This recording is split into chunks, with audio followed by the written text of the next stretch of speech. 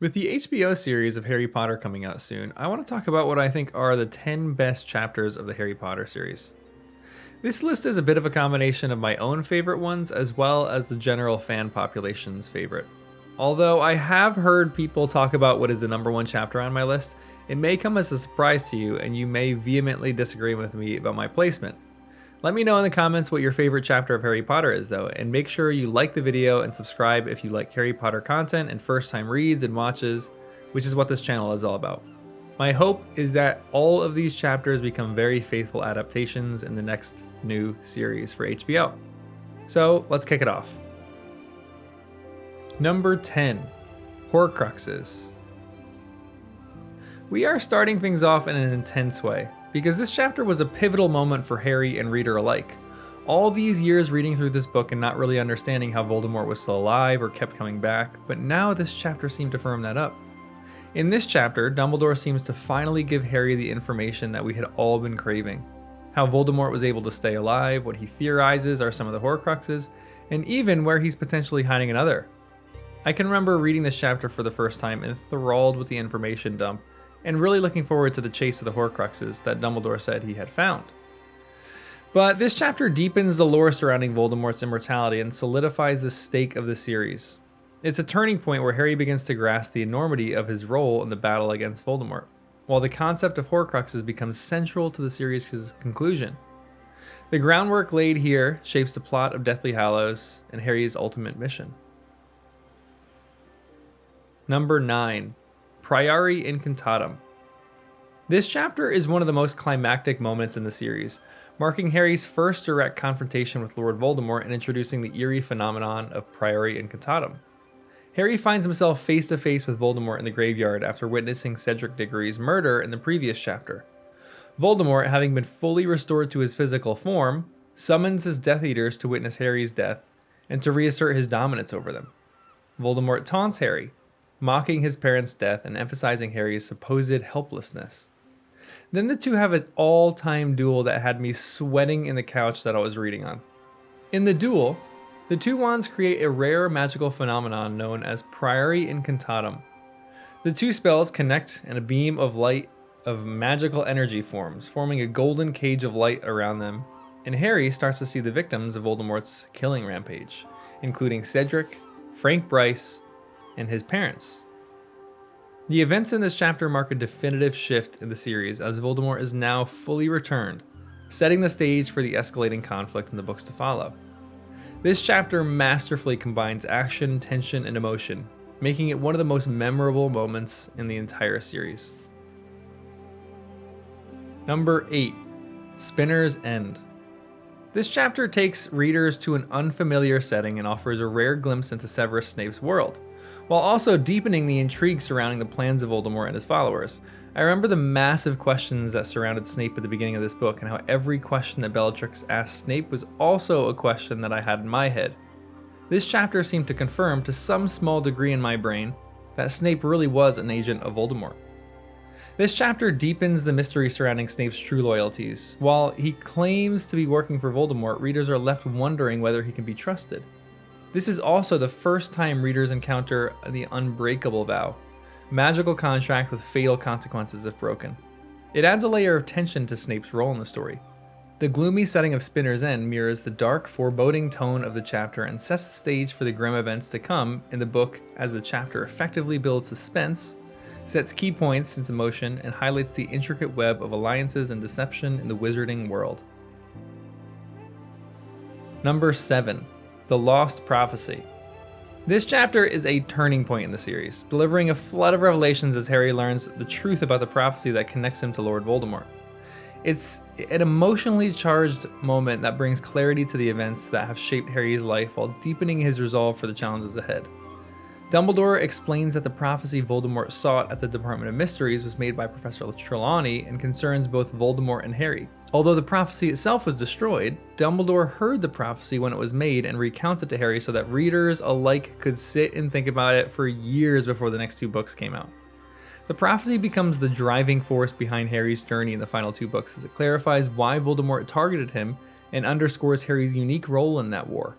This chapter is a turning point for Harry as he fully realizes the gravity of his destiny and the sacrifices he must make to fulfill it. For the first time, Dumbledore shows his own flaws and acknowledges his mistakes, making him a more relatable and multidimensional character. This, on top of the grief that Harry felt for losing Sirius, makes this chapter an absolutely brutal one, emphasizing the personal cost of war against Voldemort. Number 6. The Silver Doe. Ron finally coming back was one of those moments for me in the series when I actually had a physical reaction.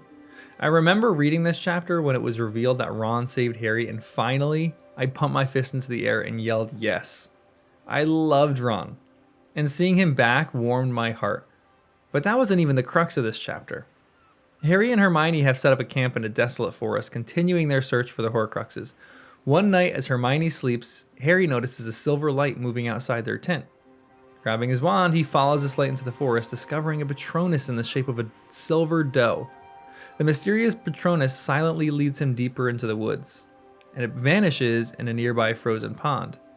And Harry sees a sword of Gryffindor lying at the bottom of the ice. Knowing the sword is one of the few weapons capable of destroying Horcruxes, Harry is determined to retrieve it. He strips down and dives into the icy water to retrieve the sword. It nearly kills him, but Ron saves the day, destroys the Horcrux, and they get the Sword of Gryffindor all in one chapter. It's an all-timer.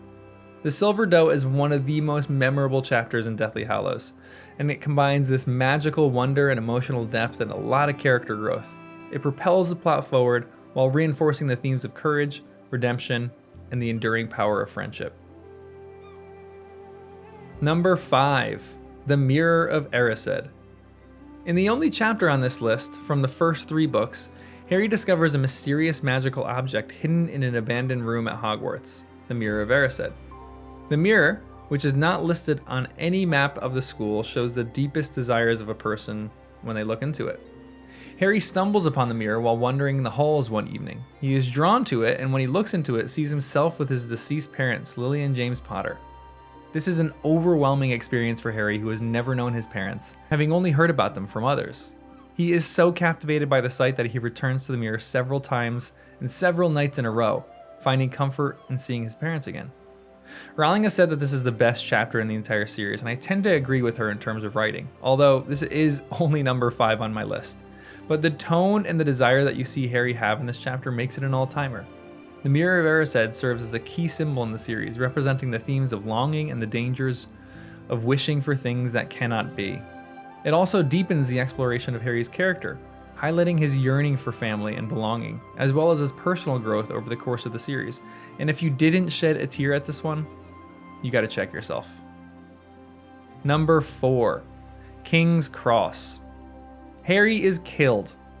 He has no idea where he is, but he hears a familiar voice, and we finally get some legitimate explanation from Dumbledore about what the heck is going on in the whole series. During their conversation, Dumbledore answers many of Harry's questions about his life, Voldemort's motivations, and the complex web of choices and events that led to the current situation. One important revelation is that Harry's ability to survive Voldemort's curse is a result of his willingness to sacrifice himself, mirroring the love and selflessness of his mother, Lily Potter.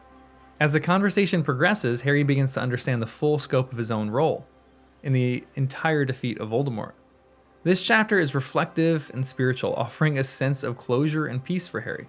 Ultimately, Harry chooses to return to life and finish his fight, knowing that he still has a chance to help his friends and defeat Voldemort once and for all. The King's Cross chapter is deeply significant as it provides insight into Harry's inner world and resolves many of the lingering mysteries surrounding his connection to Voldemort. It also serves as a profound moment of growth for Harry as he chooses not only life, but also the fulfillment of his destiny. Number 3. The Prince's Tale. Snape dies, leaves a lot of memories, and I remember not being able to turn the page fast enough to figure out what he left. It was already confirmed in my head that Snape was evil at this point, so the leaving of memories reignited the spark of hope that hadn't quite been extinguished yet. This may be a controversial paragraph because there is significant debate on whether or not Snape actually loved Lily, but in this chapter, the memories show that Snape's love for Lily was deep. But Lily eventually distanced herself from Snape due to his allegiance to Voldemort and his harsh words during a confrontation. Despite this, Snape's love for her never wavered, and after his death, Snape was devastated. In his grief, Snape turned to Dumbledore for help and protection, pledging to fight against Voldemort in exchange for Dumbledore's promise to protect Lily's son, Harry. The most shocking revelation comes when Harry learns that Snape, whom he had always mistrusted, has been working as a double agent all along.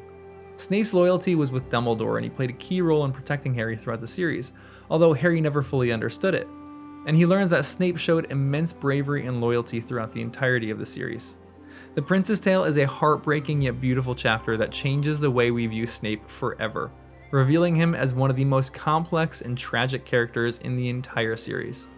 It also highlights the themes of love, sacrifice, and redemption that are central to the entire Harry Potter saga. Number 2, The Forest Again. This is the true climax of the series. It's not, as the movies have it, the flaw in the plan chapter, which isn't even on my list, although I do love that chapter. But this is the moment that was the real moment in the entire series. One of the most tragic chapters in the entire series is a perfect snapshot into the mind of Harry and his joy and grief for his love for his friends. The Forest Again chapter is significant because it shows Harry's full acceptance of his destiny and illustrates his growth from a boy who was unsure of his purpose into a confident young man who is ready to make the ultimate sacrifice for the greater good. The chapter also serves to reinforce the themes of love, sacrifice, and acceptance of death that has been woven through the entire series. The chapter does conclude here with Harry preparing for the final confrontation with Voldemort. He knows that the end of the battle is near and that his actions, both the choices he makes and the sacrifices he's willing to endure, that they will determine the outcome of the war. It's the funeral procession chapter, one that is marked with immense hope but also despair. Somehow as a reader you knew all things were going to be okay, but this is one of those chapters where to me the plot faded away and I was just lingering in Harry's mind, going through the same grief that he was at his revelation that he needed to die, that he wasn't going to be with his friends, but also knowing that Harry did this willingly and he was going to be with his parents and Sirius and Lupin. And his lack of fear in the face of death is the perfect climax for the series. It is undoubtedly one of the most beautiful chapters in the whole series and an absolute tearjerker. Before we touch on the number 1, I want to talk about some honorable mentions, just really quickly. The Tale of the Three Brothers, phenomenal chapter. Creature's Tale, one that's not told in the movies, is an all-timer. Christmas on the Closed Ward, where you get Neville's full backstory, perfect chapter. Beyond the Veil is a great one, the only one he ever feared, where you get the actual duel between Dumbledore and Voldemort. So good. The Parting of the Ways is a completely unique chapter in this entire series, where you see Dumbledore, just a totally different side of Dumbledore. I love the Quidditch chapter because I love the game of Quidditch, and that was a great chapter in Prisoner of Azkaban. I also loved Hermione's secret in that chapter, as it was perfect. I love the Heir of Slytherin, The Boy Who Lived, which is the first chapter in this entire series. And the first chapter of Half-Blood Prince and Goblet of Fire are two great ones. The Other Minister, where you kind of step out of the entire world for a bit and join this weird little duel between the two ministers. And then you have the Riddle House, which is the Goblet of Fire opener and I think one of the best chapters in the whole series. There is a lot of good chapters, but now our number 1 chapter in the Harry Potter series is The Cave. This is a controversial one, and likely down much further on people's lists, but this chapter was the chapter for me the first time I read it. I did admit in the beginning that this was a combination of my favorite mixed with like the popular vote, but this one is purely my favorite chapter in the whole series. I remember the first time I read it and I was so enthralled that I couldn't focus. It was one of those experiences where I could not turn the page fast enough to get the information on the next, but I was so focused on where it was going that I was losing the detail and needed to reread whole paragraphs and pages to get the info. I could not read it fast enough. But this is the chapter where Harry and Dumbledore go into the cave in Half-Blood Prince and retrieve the Horcrux that Voldemort had stashed there. It was thrilling, enthralling, and absolutely took my breath away when I read it. The whole book of Half-Blood Prince is arguably the best paced book, so when this chapter pops up, you are just so ready for it and so excited for what's going to happen. The cave chapter is significant not only for its role in its quest to find and destroy Voldemort's Horcruxes, but also for the deepening of Harry's understanding of Dumbledore's character. It shows the professor's vulnerability and his willingness to endure suffering for the greater good, and the immense trust that Harry has in him. It also sets up the tension and danger that will follow in the final chapters of Half-Blood Prince and beyond, and that is why, for me, this is the best chapter in the whole series. And I know you might disagree with me, so let me know in the comments below what you think, and make sure you subscribe if you like this kind of content.